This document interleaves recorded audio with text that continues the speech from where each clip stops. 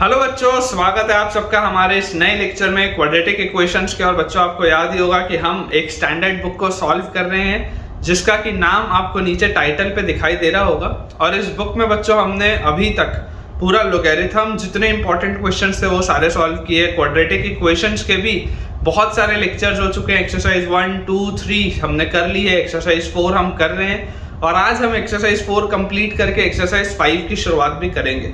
बहुत ही ज़बरदस्त बच्चों ये बुक है जिससे कि आपके कंसेप्ट्स की प्रैक्टिस बहुत अच्छे से हो पाती है और इसमें बहुत ही अमेजिंग क्वेश्चंस भी दिए हुए हैं। लेकिन आप में से कई सारे ऐसे भी बच्चे होंगे जिनका कुछ ना कुछ थियोरिटिकल पोर्शन कमज़ोर होगा, तो घबराइए मत। आप सारे बच्चों के लिए आप इस प्लेलिस्ट को रेफर कर सकते हैं। इस प्लेलिस्ट में मैंने वो सारे कंसेप्ट्स यूज़ किए हुए हैं जो IIT JEE में यूज़ आते हैं, जो उसके लिए रेलेवेंट है। और उस प्लेलिस्ट का जो लिंक है बच्चों वो आपको डिस्क्रिप्शन बॉक्स पर भी दिखाई दे रहा होगा। तो इंतजार किस बात का है, अपनी थ्योरी को जल्दी से स्ट्रॉन्ग करिए इस प्लेलिस्ट को रेफर करके। और उसके बाद चलिए अपन स्टार्ट करते हैं अपना आज का लेक्चर। अब हमारे पास बच्चों जो सेकंड मैच द कॉलम दिया हुआ है, सेकंड वाले मैच द कॉलम में भी 4 पार्ट्स है, ठीक है। तो इसका जो फर्स्ट पार्ट है मैच द कॉलम का, उसमें हमारे पास लिखा है कि if alpha and beta belongs to 0 to pi, है ना। ये ए ऑप्शन है। ए ऑप्शन में हमको बोला जा रहा है कि अगर अल्फा और बीटा जो है वो 0 से पाई में बिलोंग करता है। If alpha and beta belongs to 0 to pi and alpha is not equal to beta, alpha की वैल्यू बीटा के बराबर नहीं है। सेटिस्फाई द इक्वेशन, ये जो है ये इसको सेटिस्फाई करता है। 1 minus cos 2 theta divided by sin theta is equal to half. 1 minus cos 2 theta divided by sin theta is equal to half. Then the value of tan of alpha by 2, then the value of tan of alpha by 2 plus tan of beta by 2, then the value of tan of alpha by 2 plus tan of beta by 2 is equal to, ये आपको बच्चों बताना है। अब इस बात को आप समझिए कि अगर मुझे इसे सॉल्व करना है तो सबसे पहले तो मुझे यहाँ से देखिए क्या चीज समझ में आती है। अगर मैं इसको थोड़ा सा सिंप्लीफाई करूं, ये जो चीज मेरे पास लिखी है, मुझे अगर इसको थोड़ा सा सिंप्लीफाई करना है तो 1 minus cos 2 थीटा क्या होता है। डबल एंगल को अगर मैं सब मल्टीपल एंगल में ब्रेक करूंगा तो 1 minus cos 2 थीटा होता है 2 sin स्क्वायर थीटा। ये हम सबको पता ही है। नीचे आपके पास लिखा हुआ है sin थीटा और इज इक्वल टू लिखा हुआ है हाफ। ये हमारे पास दिया है। क्लियरली बच्चों आप sin थीटा को एक sin थीटा से कट कर सकते हैं क्योंकि थीटा की वैल्यू 0 डिग्री तो है नहीं, आपको पता ही है। जो अल्फा बीटा है वो 0 से पाई में लाई करता है, तो वो 0 तो नहीं है, पाई भी नहीं है, इसलिए आप कट कर सकते हैं क्योंकि sin थीटा नॉन जीरो होगा। तो यहां से हमारे पास जो आ जाता है वो आ जाता है कि sin थीटा की वैल्यू आ जाती है 1/4 के बराबर। sin थीटा की वैल्यू आ जाती है हमारे पास 1/4 के बराबर। अब अगर मैं इसको भी और हाफ एंगल में ब्रेक करूं, क्योंकि यहां से देखिए आपके पास tan alpha by 2 plus tan beta by 2 लिखा हुआ है। अगर मैं इसको भी और हाफ एंगल में ब्रेक करूं tan वाले, तो sin थीटा को आप लिख सकते हैं 2 tan theta by 2 divided by 1 plus tan square theta by 2। अपन इसको ऐसा लिख सकते हैं 2 tan theta by 2 divided by 1 plus tan square theta by 2। इसकी वैल्यू हमारे पास आ गई 1/4। अगर मैं क्रॉस मल्टीप्लाई करके रीअरेंज करूं तो मेरे पास आएगा 8 times of tan theta by 2 is equal to 1 plus tan square theta by 2। तो यहां से अपने पास आ जाता है tan square theta by 2 minus 8 times of tan theta by 2 और प्लस 1 इज इक्वल टू 0। ये अपने पास चीज आती है। अब जैसी बच्चों ये हमारे पास चीज आती है, अब आप इस बात को समझिए कि आपको बोला जा रहा है कि इसको अल्फा और बीटा सेटिस्फाई कर रहे हैं। इस इक्वेशन को अल्फा और बीटा अगर सेटिस्फाई कर रहे थे, मतलब इसको भी अल्फा और बीटा सेटिस्फाई करेंगे, क्योंकि इसी इक्वेशन को तो मैं सॉल्व करके यहाँ पर लेके आया हूँ। तो अगर इसको अल्फा और बीटा सेटिस्फाई करेंगे, मतलब कि ये जो थीटा है, थीटा की जगह आप अल्फा भी रख सकते हैं, बीटा भी रख सकते हैं। और ये जो बना हुआ है बेटा इक्वेशन, ये क्वाड्रेटिक है। किसमें क्वाड्रेटिक है? tan थीटा बाय 2 में। थीटा बाय 2 में क्वाड्रेटिक नहीं है, tan थीटा बाय 2 में क्वाड्रेटिक है। तो कोई भी समझदार बच्चा इस बात को समझेगा कि इसके 2 रूट्स आपके पास आएंगे। पहला रूट आपके पास होगा tan अल्फा बाय 2 और दूसरा रूट आपके पास होगा tan बीटा बाय 2। ये इसके बच्चों अपने पास 2 रूट्स आएंगे, tan alpha by 2 and tan beta by 2, ठीक है। क्योंकि ये tan में क्वाड्रेटिक है और अल्फा और बीटा इसको सेटिस्फाई कर रहे हैं, इसलिए ये रूट्स हमारे पास आ गए। तो हमको अगर ये जो पूछा जा रहा है ये क्या है, सम ऑफ रूट्स है, तो सम ऑफ रूट्स क्या होगा, tan alpha by 2 plus tan beta by 2 sum of roots हमारे पास आ जाएगा माइनस बी बाई ए अगर आप करेंगे तो इसकी वैल्यू आ जाएगी 8 के बराबर। ठीक है, मतलब कि इसकी हमारे पास जो आंसर आ रहा है वो अराउंड तो क्या, इसका आंसर जो आ रहा है वो 8 के बराबर आ रहा है। और ये हमारे पास बच्चों दिया हुआ है ऑप्शन क्यू पे। ठीक है, ऑप्शन क्यू पे मतलब ए का जो करेक्ट आंसर होगा that will be Q option. मुझे उम्मीद है आपको ये समझ में आया होगा। अब इसके बाद बच्चों हमारे पास क्वेश्चन नंबर 2 का जो सेकंड पार्ट लिखा हुआ है दैट इज ऑप्शन बी। ठीक है, ऑप्शन बी में हमें इसमें दिया हुआ है कि if the expression x square और plus 2m plus 3 x square plus 2m plus 3 times x plus m square plus 3 divided by हमारे पास लिखा हुआ है under root of x square plus 2m plus 1 multiplied with x plus m square plus 2, ये अपने पास दिया हुआ है। ठीक है, if this expression is non negative मतलब ये हमेशा ग्रेटर देन इक्वल टू 0 होगा। नॉन नेगेटिव मतलब या तो 0 या तो positive. If this expression is non negative for all x belonging to real number then the possible values of m can be equal to, तो m की क्या possible values होंगी ये हमारे पास सवाल है। अब बच्चों देखिए, अगर ये आपके पास एक्सप्रेशन लिखा हुआ है तो क्लियरली हमको एक चीज तो ये समझ में आ रही है कि डिनोमिनेटर जो है, डिनोमिनेटर तो अंडर रूट के अंदर लिखा है, अंडर रूट तो पॉजिटिव ही होता है। तो एक चीज तो हमको क्लियर है कि ये जो x square plus 2m plus 1 times x plus m square plus 2 लिखा है ये पॉजिटिव होना चाहिए। सबसे पहली बात, ये जो रूट के अंदर चीज लिखी हुई है, रूट के अंदर वाली चीज पॉजिटिव होनी चाहिए। अगर रूट के अंदर वाली चीज पॉजिटिव होगी, डिफाइंड होगी, तो ये अंडर रूट तो ऑटोमेटिकली हमेशा ही पॉजिटिव होगा, उससे आंसर को कोई फर्क नहीं पड़ेगा। तो अगर हम इसको जैसे सॉल्व करेंगे तो देखिए ये क्वाड्रेटिक दिख रहा है आपको x में, अगर ये क्वाड्रेटिक ग्रेटर देन 0 है मतलब इसका डिस्क्रिमिनेंट क्या होगा, लेस देन 0 होगा। बहुत सीधी सी बात है, इसका डिस्क्रिमिनेंट अगर लेस देन 0 होगा मतलब कि b square minus 4ac, c की जगह आ जाएगा m square plus 2, this should be less then 0। Solve अगर करेंगे तो ये आएगा 4m square plus 4m plus 1 minus 4m square minus 8 is less then 0। 4m square से 4m स्क्वायर गया तो यहाँ से अपने पास आ गया 4m और माइनस 7 इज लेस देन 0, तो m इज लेस देन 7/4। पहली चीज तो अपने पास ये आ गई कि m जो होगा वो 7/4 से छोटा होगा। अब जैसे हमने नीचे वाली चीज को सेट कर लिया, ऊपर वाली चीज भी ग्रेटर देन इक्वल टू 0 होनी चाहिए। इसका मतलब आपके पास क्या लिखा हुआ है, x square plus 2m plus 3 times x plus m square plus 3, this should be greater than equal to 0। Again एक क्वाड्रेटिक है जो ग्रेटर देन इक्वल टू 0 है तो इसका discriminant less than equal to 0 होगा, मतलब कि b स्क्वायर ये आ जाएगा आपके पास b square minus 4ac, c की जगह आएगा m square plus 3, this should be less than equal to 0। तो यार यहाँ से अगर मैं इसको एक्सपैंड करूंगा तो 4m square plus 9 plus 2 into 2 4 into 3 तो plus 12m minus 4m square minus 12 should be less than equal to 0। 4m square से 4m स्क्वायर गया तो 12m और plus 9 minus 12 is minus 3, this is less than equal to 0। तो m is less than equal to 3/12 मतलब 1/4। आपके पास आ गया m की वैल्यू 1/4 या उससे छोटी। अब देखिए आपके पास दो पॉसिबल वैल्यूज आ रही है, एक बोलता है m को 7/4 से छोटा लो, एक बोलता है m को 1/4 या उससे छोटा लो। तो क्लियरली दोनों में जो सेट होगा वो सेट होने में क्या आएगा हमारे पास कि m belongs to minus infinity से 1/4 क्लोज्ड, ये वाला आपके पास दोनों में सेट होगा। आपको इसको और इसको दोनों को मैनेज करना है, दोनों में कॉमन क्या आएगा ये चीज आएगी। अब हम ऑप्शन से देखते हैं कि हमारे पास कौन कौन से ऑप्शन आ सकते हैं। तो ऑप्शन P हमारे पास लिखा हुआ है 0, क्या 0 इसमें है क्या, बिल्कुल है, तो मतलब ऑप्शन P तो सही आंसर है। ऑप्शन Q लिखा हुआ है 8 तो आ नहीं सकता। ऑप्शन R लिखा हुआ है 1 भी नहीं आ सकता। ऑप्शन S लिखा हुआ है -1 आ सकता है, मतलब ऑप्शन S भी सही है।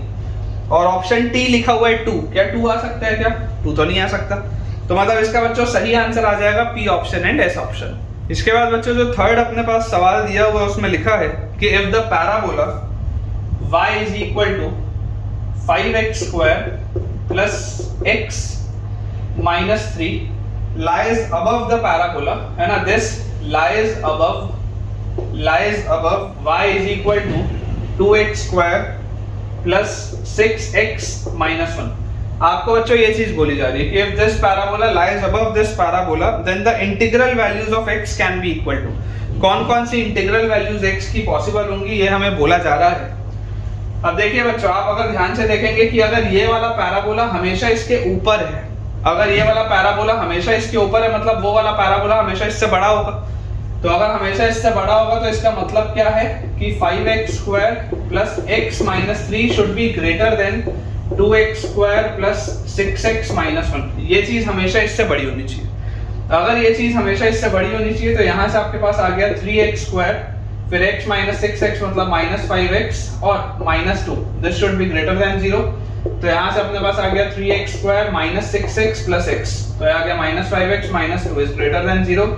3x कॉमन लेंगे, अंदर हमारे पास बचेगा x माइनस 2 प्लस 1 कॉमन लेंगे, x माइनस 2 ग्रेटर देन 0। तो अपने पास आ जाता है 3x plus 1 multiplied with x minus 2 is greater than 0। अगर आप इसे नंबर लाइन में बच्चों प्लॉट करेंगे, क्लियरली आपको दिखाई दे रहा है इसके जो क्रिटिकल पॉइंट्स आएंगे वो -1/3 और 2 पे आएंगे, पॉजिटिव नेगेटिव पॉजिटिव। तो ग्रेटर देन 0 के लिए आपके पास आंसर आ जाएगा x बिलोंग्स टू -इंफिनिटी से -1/3 यूनियन 2 से इंफिनिटी। ये हमारा आंसर आता है, ये हमारा बच्चों आंसर आता है। अब हमको देखना है कि x के कौन कौन सी इंटीग्रल पॉसिबल वैल्यूज हो सकती हैं। तो अपने पास P ऑप्शन में लिखा हुआ है 0, क्या 0 है क्या इसमें? 0 तो नहीं है। क्या Q हमारे पास 8 लिखा हुआ है, क्या 8 आंसर हो सकता है? क्या 8 आंसर हो सकता है। R में हमारे पास 1 लिखा है, क्या 1 आंसर हो सकता है? क्या नहीं हो सकता। S में हमारे पास -1 लिखा है, देखो -1 होगा, -1 आंसर होगा, तो Q के साथ S आ रहा है। और T में हमारे पास लिखा हुआ है 2, या 2 पे तो ओपन ब्रैकेट है, 2 पे क्लोज ब्रैकेट नहीं है, मतलब 2 भी नहीं हो सकता। तो इसका जो सही आंसर हमारे पास आएगा बच्चों that will be Q option and S option. अब बच्चों मैच द कॉलम का जो लास्ट पार्ट हमारे पास दिया है D ऑप्शन में, D ऑप्शन हमको बोलता है आपको बताना है number of real solutions, number of real solutions of the equation x raise to the power 2 times log base x, और नंबर की जगह पे हमारे पास लिखा हुआ है x plus 3 and this is equal to 16। आपको बोला जा रहा है आपको इसके नंबर ऑफ रियल सॉल्यूशंस बताने कि इसके टोटल कितने रियल सॉल्यूशंस होंगे। अब देखिए आप इस बात को बच्चों समझिए कि क्योंकि यहाँ पर x जो है वो बेस पे लिखा हुआ है तो सबसे पहले तो x पॉजिटिव होना चाहिए और x की वैल्यू कभी भी 1 नहीं होनी चाहिए। ये बात समझ में आती है कि लोगैरिथम के बेस में x है तो x जो होगा वो एक तो पॉजिटिव होगा और x की वैल्यू कभी भी 1 नहीं हो सकती। अगर इस 2 को मैं घुमा के यहाँ ले आऊं तो मुझे दिखाई देता है कि x raise to the power log base x, और इसको आप लिख सकते हैं x प्लस 3 का स्क्वायर, इसको आप लिख सकते हैं x प्लस 3 का square, this is equal to 16। अगर यहाँ पर x है और यहाँ पर x है तो इफेक्टिवली ये निकल के आएगा x प्लस 3 का स्क्वायर इज इक्वल टू 16, मतलब x प्लस 3 की वैल्यू या तो 4 होगी या x प्लस 3 की वैल्यू -4 होगी। यही दो पॉसिबिलिटीज है हमारे पास, क्योंकि 4 का स्क्वायर और -4 का स्क्वायर 16 होता है, तो x की वैल्यू या तो 1 आएगी या x की वैल्यू आएगी -7। अब जरा सोच के आप देखिए, क्या x 1 हो सकता है? क्या नहीं हो सकता। क्या x -7 हो सकता है? क्या नहीं हो सकता। इसका मतलब इसका कोई भी रियल सॉल्यूशन नहीं है। There is no real value of x, there is no real value of x। और अगर x की कोई रियल वैल्यू संभव ही नहीं है तो नंबर ऑफ आपसे पूछा जा रहा है नंबर ऑफ रियल सॉल्यूशंस, तो नंबर ऑफ रियल सॉल्यूशंस कितने होंगे? कोई भी नहीं है, तो 0 रियल सॉल्यूशंस होंगे। मतलब इसका सही आंसर बच्चों आ जाएगा P ऑप्शन, जिसमें कि 0 लिखा है। सो बच्चों अब एक्सरसाइज 4 हमारी कंप्लीट हो चुकी है। एक हम लास्ट क्वेश्चन करते हैं, एक्सरसाइज 5 का जो पहला सवाल है हमारे पास लिखा हुआ है। एक्सरसाइज 5 जो है वो इंटीजर टाइप है, ठीक है। हमारे पास लिखा हुआ है let ABCD be non zero real numbers. तो सबसे पहले तो आपको बोला जा रहा है A B C और D जो है ये सब नॉन जीरो है, ये सारे के सारे नॉन जीरो हैं, non zero real numbers. If C and D are the roots of the equation x² plus ax plus b equal to 0, इसके बच्चों रूट्स आपको दिए हुए हैं C and D। C and D are the roots of this equation। और फिर हमें बोला जा रहा है A and B are the roots of the equation x² plus cx plus d equal to 0, इसके जो रूट्स हैं वो है A और B, ठीक है। Then find the absolute value of a plus b plus c plus d। ये अपने पास बच्चों सवाल है कि आपको a plus b plus c plus d का एब्सोल्यूट वैल्यू, मतलब इसका मॉड्यूलस कितना होगा आपको ये बताना है, ठीक है। एब्सोल्यूट वैल्यू मतलब पॉजिटिव वैल्यू होती है। अब देखिए इस बात को बच्चों आप समझिए कि सबसे पहले तो हमको क्या इसमें दिखाई देता है कि अगर c इसका एक रूट है तो आप ये बोलेंगे कि c square plus AC plus B की वैल्यू 0 होगी, क्योंकि c इसको सेटिस्फाई करेगा।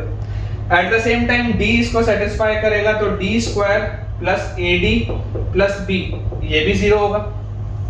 उसके अलावा मुझे और क्या चीज समझ में आती है ना, ये मैं लिखते चलता हूँ, फिर जो जो यूज आएगा वो देखते हैं। सम ऑफ रूट्स क्या होगा? सम ऑफ रूट्स आपके पास आएगा -a यहाँ से, और प्रोडक्ट ऑफ रूट्स आपके पास क्या आएगा? प्रोडक्ट ऑफ रूट्स आपके पास आ जाएगा b।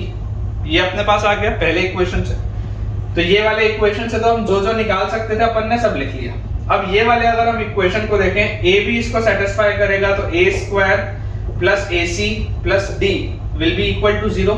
और यहां से अगर मैं देखूंगा तो यहां से देखिए मेरे पास क्या आ जाएगा? b square plus BC plus D will be equal to 0। ये आ गया अपने पास। और यहां से भी अगर मैं सम ऑफ रूट्स और प्रोडक्ट ऑफ रूट्स देखूं तो सम ऑफ रूट्स अपने पास आ जाएगा -c के बराबर, और प्रोडक्ट ऑफ रूट्स हमारे पास यहां से बच्चों आ जाएगा d के बराबर। ये वो सारे रिजल्ट्स हैं जो आप लिख सकते हैं। अब आपको a plus b plus c plus d का मॉड्यूलस क्या होगा ये बताना है। मैं आपको बच्चों बोलता हूं कि आप सबसे पहले इसको ऑब्जर्व करो। ये एक इक्वेशन है और ये एक इक्वेशन। देखो मैं इक्वेशंस की नेमिंग कर देता हूं। ये equation 1, this is equation 2, this is 3, this is 4, this is 5, this is 6, this is 7 and this is 8। ये 8 इक्वेशन आप लिख सकते थे आराम से।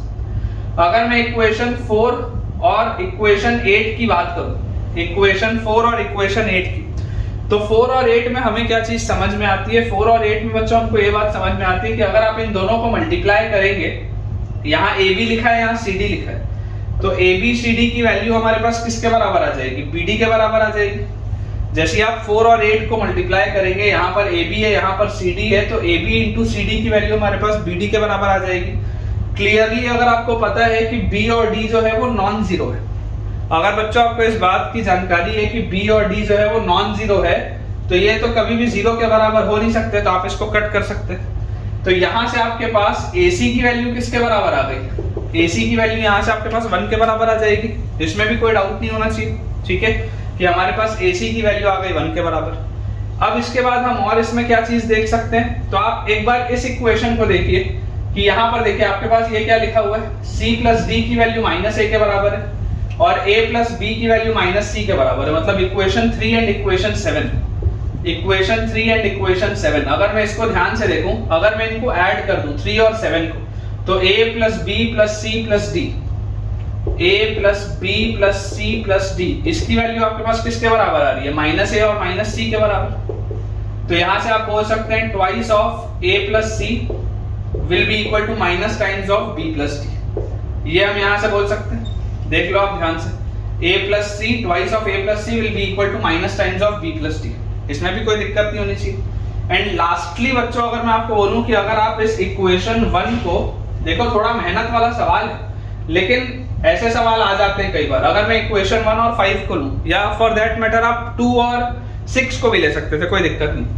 अगर आप 1 और 5 को ऐड कर दें, इक्वेशन 1 एंड इक्वेशन 5, तो 1 और 5 में हमको देखो, जैसे आप ऐड करोगे तो यहाँ से आपको क्या मिलेगा?